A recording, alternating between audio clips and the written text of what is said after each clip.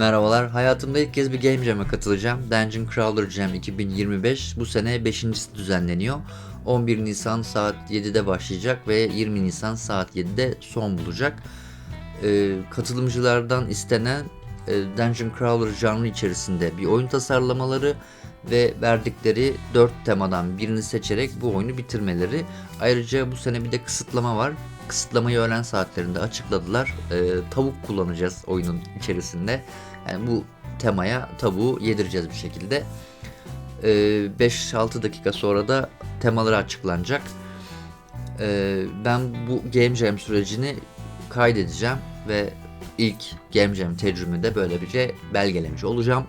Sizlerle de paylaşacağım. Ayrıca oyun bittikten sonra ve yani Game Jam bittikten sonra oyunun linkini videonun altında paylaşacağım. Oynayıp yorum yaparsanız da çok mutlu olurum. İsterseniz bir Game Jam sayfasını birlikte dolaşalım.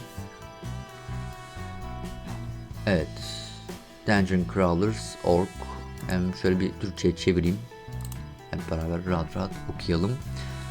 5. yıl. Bu arada 5 dakika kalmış. Çok güzel. Oyun geliştirme mücadelemiz. Burada tanıtım videolarımız var. Burada işte şeyi tarif ediyor. Dungeon Crawler janrı nasıl? Zindan tarayıcısı birinci şahıs, yani first person olacak. 90 derece dönüşler olacak. Ve ızgara tabanlı olacak. Tabi RPG olacak. Sonrasında amaç tamamlanmış ve makul ölçüde cilalanmış bir zindan tarayıcısı.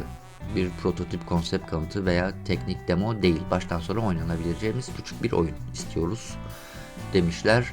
Tema daha paylaşılmadı. Birazdan paylaşılacak. Kısıtlama işte burada kısıtlama şu şekilde tavuk.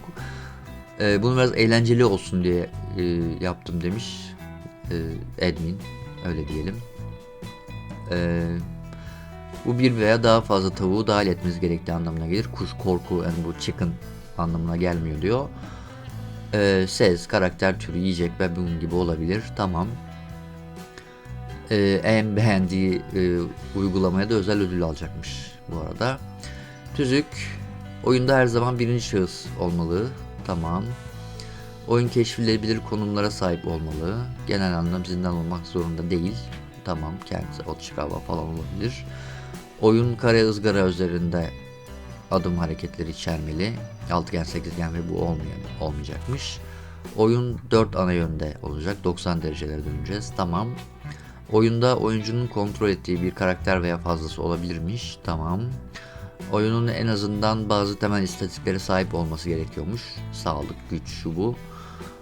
Oyunun bir kazanma koşulu olması gerekiyor. Tamam.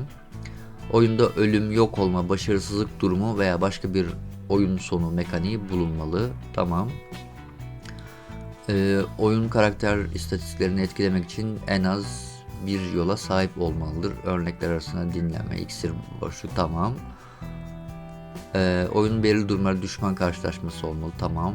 Oyun 4 temadan en az birinin açıkça görülebilir bir yorumu içermelidir. Tamam. 4'ünden birini seçeceğiz ve çok belli olacak.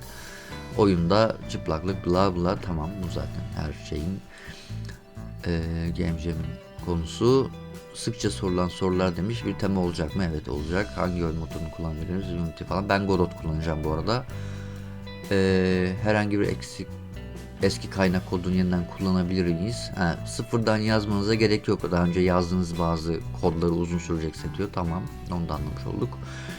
Jam başlamadan önce oyun üzerine çalışmaya başlayabilir miyiz? Tabii ki hayır. Yani Jam'in anlamı zaten o 9 gün içerisinde ya da 3 gün içerisinde o oyunu yapmak demek.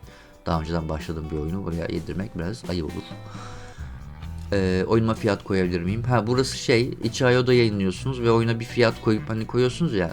Diyor ki başlangıçta koymayın. Sonra başka bir versiyonu satmak istiyorsan satarsın. O başka bir şey ama Game Jam'e katılıyorsan fiyat koymuyorsun. Yapay zeka tarafından yönetilmiş içerik. Evet, bunu kullanabilirsiniz diyor ama telif sıkıntısı olmaması gerekiyor.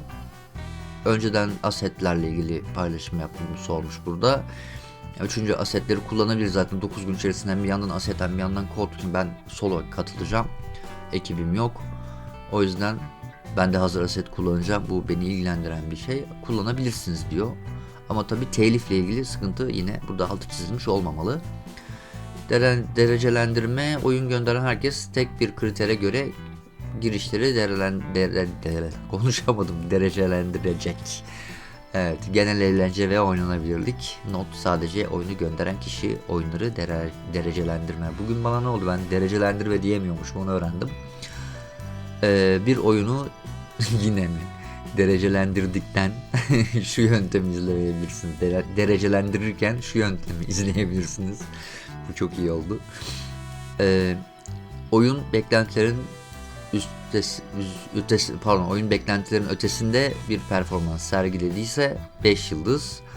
Eğer oyun beklentilerin ötesinde bir şey sunarsa 4 yıldız. Bir haftada yapılmış bir zindan tarayıcısından bekleneni tam olarak karşılayabilen bir oyuna 3 yıldız. Eğer oyun beklentinin altında kalırsa 2 yıldız. Oyun beklenenden farklı bir şey sunmuyorsa 1 yıldız. Teslim etmek ifadesini nasıl tanımlayacağınız tamamen size kalmış. Evet.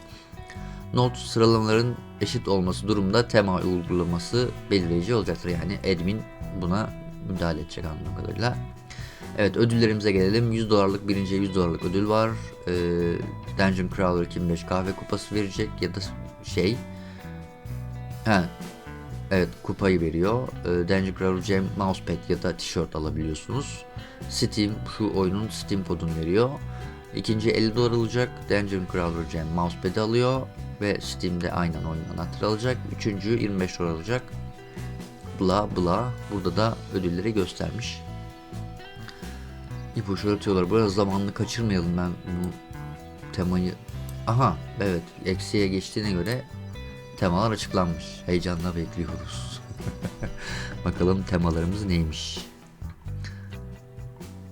Evet, hemen bir Türkçe'ye çevireyim. Tür füzyonu. Farklı bir türe ait temel bir mekaniği uygulayın. Birinci şahıs zindan taraması hala birincil gezinme yöntemi olmalıdır. Farklı bir türe ait temel bir mekaniği uygulayın. Tür füzyonu. Tamam. Soygun. Plan yap. Ganimetleri ele geçir. Fark edilmeden kal. Tamam. Batmakta olan gemi. Bir gemi, uzay gemisi desin veya da gemi veya uzay gemisi desin veya başka bir gemi tehlikeye girdi ve yakında yok edilecek. Zaman tükeniyor. Herhangi bir engele rağmen dışarı çıkın. Tamam. Hazine avcılığı. Ortaya çıkartma. Gizli sırlar. Anladım. Şimdi bakalım ben hangisini seçeceğim. Bununla ilgili düşüneceğim. Bu süreci de sizle paylaşabilirim. Notlarımı falan bir gösteririm. Bu tabii başka bir partın konusu. Şimdi ben videoyu burada keseceğim. Üzerine biraz düşüneceğim. Sonra hemen arkasına ekleyeceğim zaten. Bu video biraz uzun olabilir ama belli partlara bölebilirim. İşte birinci gün, ikinci gün ne yaptığım şeklinde. Şu an biraz düşünmeye ihtiyacım var.